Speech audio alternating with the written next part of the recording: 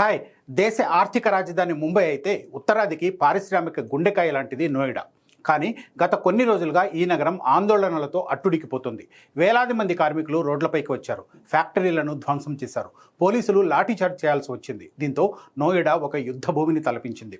అసలు ప్రశాంతంగా ఉండే ఇండస్ట్రియల్ హబ్ ఎందుకు రగిలిపోయింది? కార్మికుల ఆగ్రహం వెనుక ఉన్న అసలు కారణాలేంటి? ఈ ఆందోళన వెనుక పాకిస్తాన్ హస్తం ఉందన్న ఆరోపణలు ఎందుకు వస్తున్నాయి? ప్రభుత్వం చివరికి ఏం చేసింది? Let's watch in the story.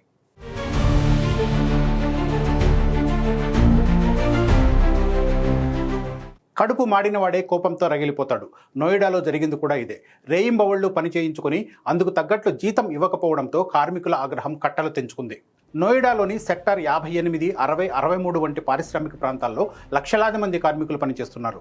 కొంతకాలంగా వీళ్లంతా కనీస వేతనాల పెంపు కోసం డిమాండ్ చేస్తున్నారు. పెరిగిన ధరలు, అద్దెలు చూస్తే తమకు వచ్చే జీతం ఏ మూలకు సరిపోవడం లేదనేది వీళ్ల ఆవేదన.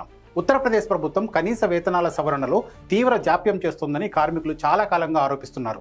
దీంతో నిబంధనల ప్రకారం పెరగాల్సిన వేతనాలు పెరగలేదు. కంపెనీల యాజమాన్యాలు కూడా మొండికేయడంతో పరిస్థితి విషమించింది. మార్చి చివరి వారం నుంచి చిన్న చిన్న నిరసనలతో మొదలైన ఈ సెగ ఏప్రిల్ 2వ వారానికి వచ్చేసరికి ఒక అగ్నిపర్వతంలా పేలింది.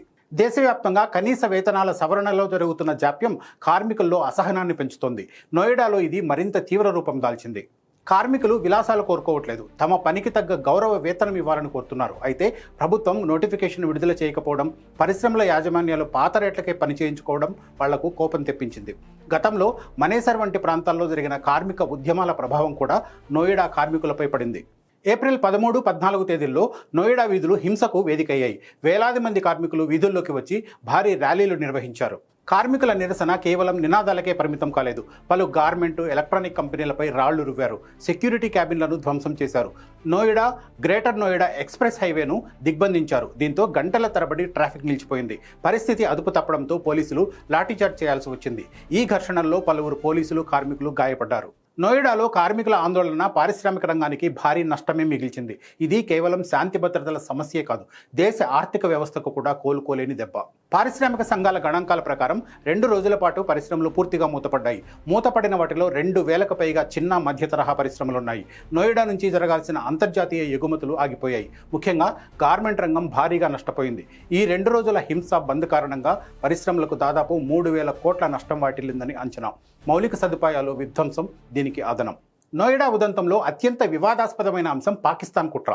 కార్మికుల ఆందోళన వెనుక విదేశీ శక్తుల హస్తం ఉందనే ఆరోపణలు వినిపిస్తూ ఉన్నాయి.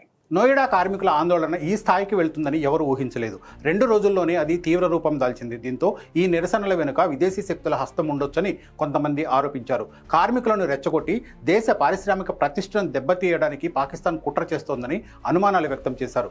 కొన్ని విదేశీ శక్తులు సోషల్ మీడియా ద్వారా తప్పుడు సమాచారాన్ని వ్యాప్తి చేశాయని ఆరోపణలు వచ్చాయి.